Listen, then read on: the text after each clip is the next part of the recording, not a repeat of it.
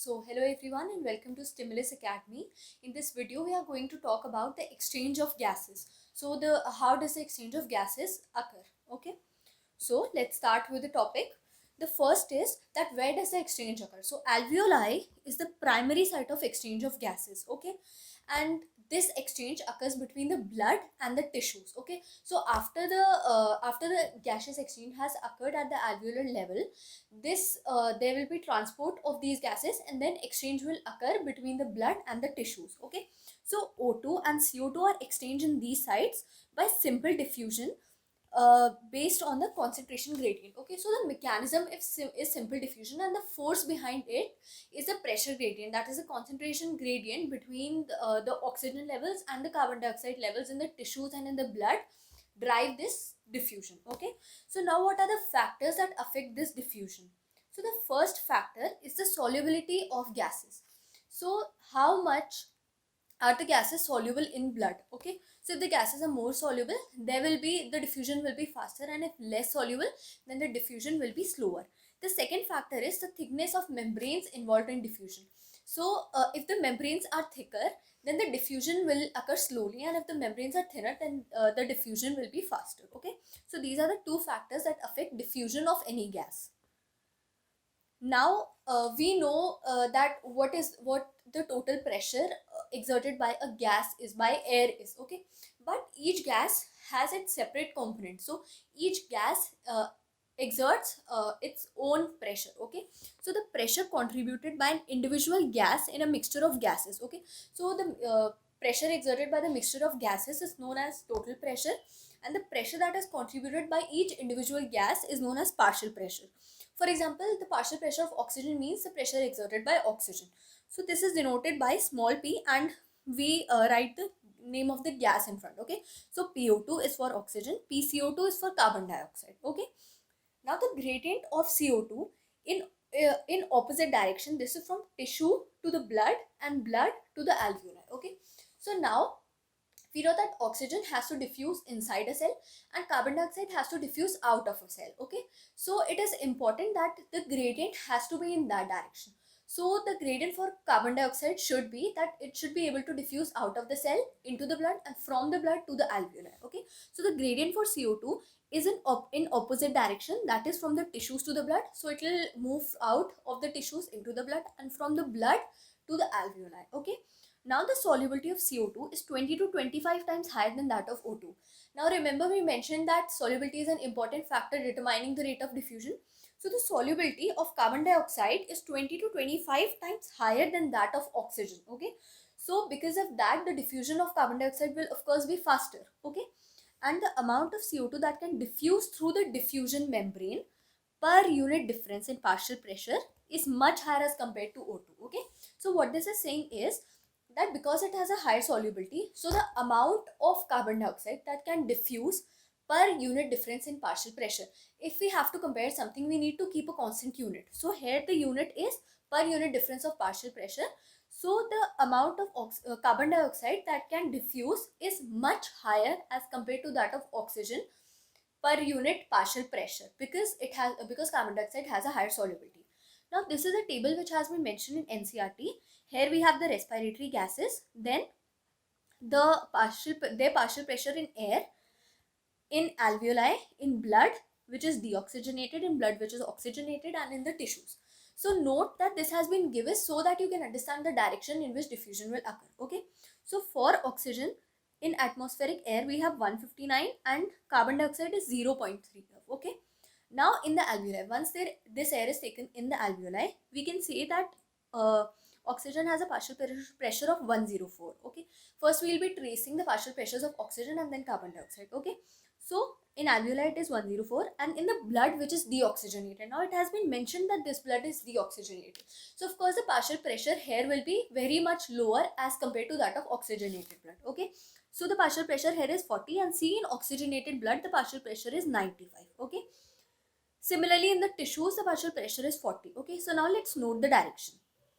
Because the partial pressure of oxygen is higher in alveoli, so it can easily diffuse into deoxygenated blood which has 40. Okay, after the deoxygenated blood, uh, and similarly, uh, the blood which is oxygenated has a partial pressure of 95 and that in tissues is 40. So of course oxygen can easily diffuse from the blood which is oxygenated to that in tissues. So this is following the law of concentration gradient, pressure gradient. Okay. Similarly for CO2, in atmospheric air the partial pressure is 0.3. In alveoli the pressure is 40 and in blood which is deoxygenated of course the pressure will be higher, so it is 45. In blood which is oxygenated it is comparatively lower, that is 40, and in the tissues again it is 45. So note here that because it is higher in tissue, so it can easily go into this oxygenated blood, and from this oxygenated blood it can easily move out into the atmospheric air. Okay, so this is also following the law of concentration gradient. Okay, now this diffusion is occurring between the alveolar air and the blood. Okay, so of course there will be some barriers. We noted that there are like one of the factor was the thickness of the membrane. Okay, so for now we'll be talking about what this diffusion membrane is made up of. Okay, so there are three major layers. The first is the thin squamous epithelium of alveoli. Now note that it is a squamous epithelium and it is thin to allow faster diffusion. Okay, the second is the endothelium of the alveolar capillaries, that is the capillaries that surround the alveoli. Okay, and the third is that we know that every epithelium has a basement membrane. So this the third layer is the basement membrane of this thin squamous epithelium and the endothelium of the alveolar capillaries. Okay, so the basement substance which is composed of the thin basement membrane supporting the squamous epithelium and the basement membrane surrounding the single layer of endothelial cells of capillary in between. Okay, now the total thickness of this membrane, of course it will be very less because it has to allow continuous diffusion, so the thickness is less than a millimeter. Okay, now all the factors in a body are favorable for diffusion of oxygen from the alveoli to the tissues and from the tissues to the cells. Okay, and that of CO2, and for CO2 it is from the tissues to the alveoli. Okay, so all the factors are favorable for this type of transport. Now let's take a look at this diagram which has been taken from NCERT. Here we have air and this is the alveolar cavity. Okay, so the first layer, as I told you, was the squamous epithelium of alveolar cell. It is a single layer because it is squamous epithelium, simple squamous epithelium.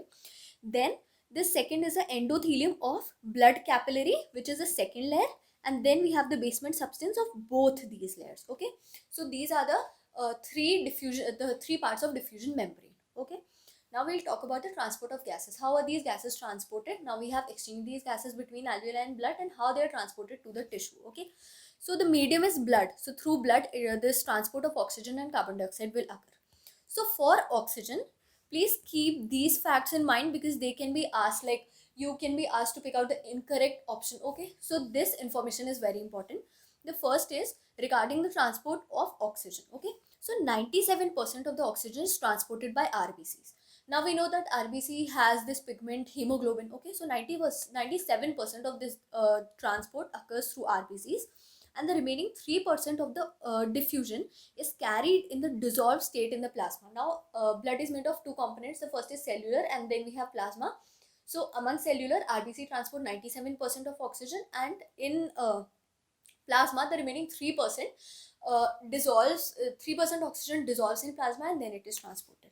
For carbon dioxide, 20 to 25% is transported by RBCs. So just like 97% for oxygen, 20 to 25% is transported by RBCs. 70% of it is carried as bicarbonate ions. Okay, and the 7%, the remaining 7% is transported in as dissolved state through plasma. Okay, so please keep in mind these values. Okay, now we'll talk about the transport of oxygen in detail. Okay, so I told you that hemoglobin in RBCs is carrying oxygen. So this hemoglobin is a red colored iron containing pigment in RBCs. Okay, now among this hemoglobin we have the heme component and the globin component. Okay, so the oxygen binds with the hemoglobin in a reversible manner. It is not irreversible because of course this oxygen will have to detach and it has to be delivered in the tissues. So this oxygen in the hemoglobin binds with in a reversible manner. Okay, and hemoglobin plus oxygen forms oxyhemoglobin. Okay, so please remember the name of this compound. It is oxyhemoglobin. Okay, now each hemoglobin molecule has a capacity to carry maximum 4 molecules of hemoglobin. That is, each molecule of hemoglobin can carry 4 molecules of oxygen. Okay, Now, what are the factors that affect this binding of hemoglobin and oxygen? The first is the partial pressure of oxygen, of course. The second will be the partial pressure of carbon dioxide, because we like I told you earlier that carbon dioxide is also being transported through RBC. So, of course, the partial pressure of CO2 is also going to affect this transport. The third is hydrogen ion concentration, and the fourth is temperature. So, these are the four factors that have to be kept in mind. Okay. Now, when we plot the percentage saturation of hemoglobin with oxygen and the partial pressure of oxygen. So we plot a graph between the partial pressure of oxygen and the percentage concentration saturation of hemoglobin. We know that we get a sigmoid shaped curve. Okay, so this sigmoid shaped curve, what is the importance of this? We can study a lot of things through this graph. It is a sigmoid shape, that is a S shaped curve. Okay, now the oxygen dissociation, this is known as oxygen dissociation graph. Okay, this graph, this sigmoid shaped graph, is known as oxygen dissociation graph, and it is useful in studying the effect of factors like PO2, hydrogen ion concentration, on the binding of oxygen with hemoglobin. Through this graph, we are able to know that what are the factors that are influencing the binding of oxygen and hemoglobin. Okay, so this is useful in studying the effect of factors like partial pressure of carbon dioxide, hydrogen ion concentration on the binding of oxygen with hemoglobin. Okay, now in the alveoli, we know that what are the conditions. In alveoli, we have high partial pressure of oxygen, we have low PCO2, okay, and we have lesser hydrogen ion concentration and lower temperature. Okay, so these factors, these four factors, are favorable for the formation of oxyhemoglobin,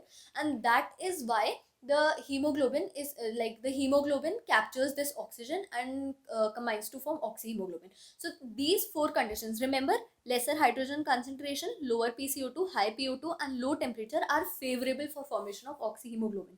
Similarly, in the tissues, just the opposite, we have low PO2, we have high PCO2, we have higher H plus concentration, and we have high temperature, because energy is being evolved in the cells. So of course it will have high temperature. Okay, so all these four conditions are favorable in dissociation of oxygen from hemoglobin. Okay, so why is this dissociation important? Because only when the oxygen will dissociate from the hemoglobin will the cell be able to take this free oxygen. Okay, so it is important for dissociation of oxyhemoglobin.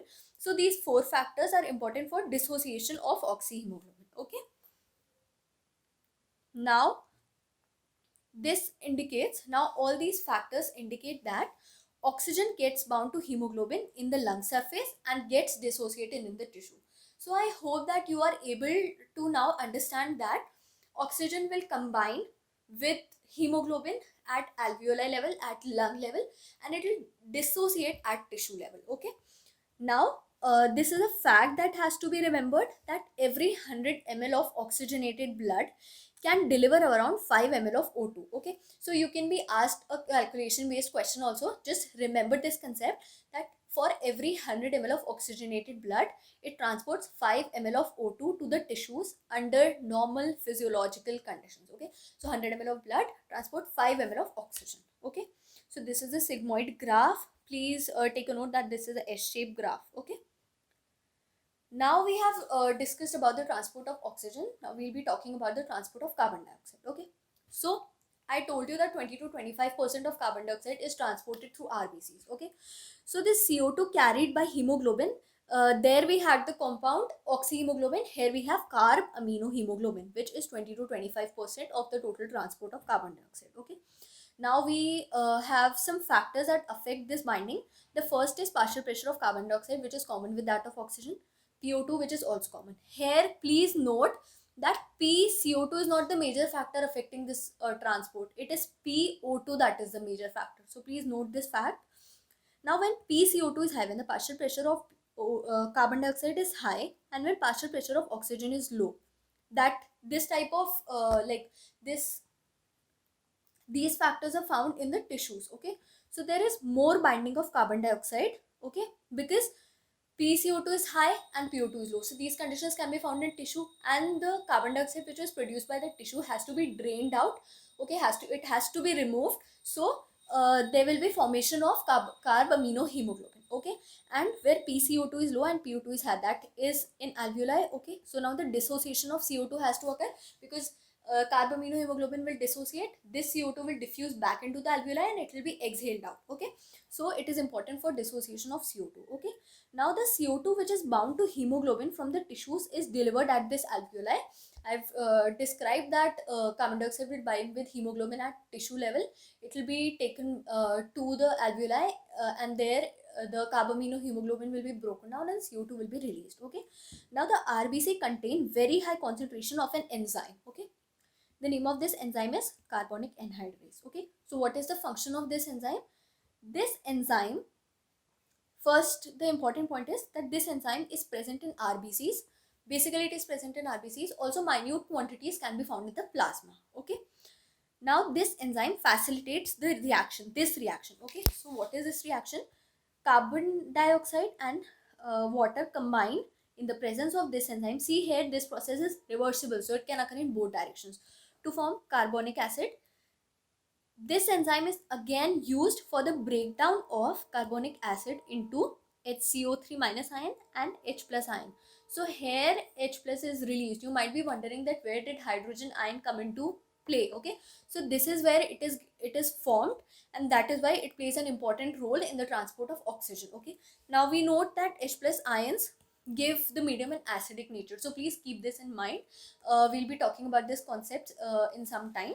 Okay, so this was the transport of carbon dioxide. Okay, now at the tissue level, what is happening? Carbon dioxide is being released, so partial pressure of CO2 is high because of catabolism. Okay, so the first method of transport was with the help of RBCs. The second is as bicarbonates. Now we are talking about how does transport of carbon dioxide occur using bicarbonates. Okay, so the CO2 diffuses into the CO2 that is formed in the tissue, it diffuses into the blood. Blood means RBCs and plasma. Okay, so the RBC take up 20 to 25% of this carbon dioxide and form carbaminohemoglobin, and simultaneously the 70% that was left, it forms the CO2 combines with water in the presence of carbonic anhydrase enzyme to form HCO3 minus plus H plus ion. Okay, so HCO3 minus plus H plus ion. Now at the alveolar site, where we have a higher PCO2, where we have a higher PO2 and a lower PCO2, what happens is that the reaction proceeds in opposite direction, leading to the formation of CO2 and H2O. Okay, so I told you that this reaction is reversible and can occur in opposite direction also. So HCO3 minus there breaks down to release CO2 and H2O, and the carbon dioxide which is formed, it is released out and expired, and the air is expired. Okay, so now thus the CO2 trapped as bicarbonate at tissue level and transported to alveoli is released out as CO2. I'll be explaining this point in our next slide. Okay, now as we talked that 100 ml of blood transports 5 ml of oxygen. Similarly, 100 ml of deoxygenated blood delivers approximately 4 ml of CO2 to the alveoli. Okay, so now let's understand this with the help of this diagram. You need to remember this diagram. Also, you have to keep in mind the values. Okay, so here we have inspired air, and air is getting expired through alveoli only. So now alveolar air, it has higher PCO2 and lower PO2, higher PO2 and lower PCO2. Okay, so the partial pressure of oxygen here is 104 and partial pressure of carbon dioxide is 40 mm of Hg. Okay, now what is happening is that because oxygen has a higher partial pressure, it is getting diffused into the blood. Through the heart, it is getting pumped into the body. The systemic arteries are carrying this oxygenated blood and taking it to the tissues where the partial pressure is 95 and where the partial pressure of oxygen is 95. Okay, so now this oxygen is getting diffused into the tissues and our tissues are using it for their cellular respiration, and the byproduct is carbon dioxide. Okay, so now this carbon dioxide is getting released into this venous blood, which is deoxygenated blood. Here the partial pressure of CO2 is 45. Okay, and that of oxygen, it does like deoxygenated blood does not mean that it does not have any oxygen. It will have oxygen, but the amount of oxygen will be lesser as compared to that in oxygenated blood. Okay, so the PO2 here is 40 mm of Hg and PCO2 is 45 mm Hg. Okay, now this deoxygenated blood is getting carried by systemic arteries into the heart is taking like it goes for pulmonary circulation, and then the CO2 is getting diffused into the alveoli and it is getting expired out. Okay, so this was the process, like this was the mechanism of transport of gases. Okay, and I'll be explaining it to you better in the next video. So that was all that had to be covered in the exchange of gases, and thank you.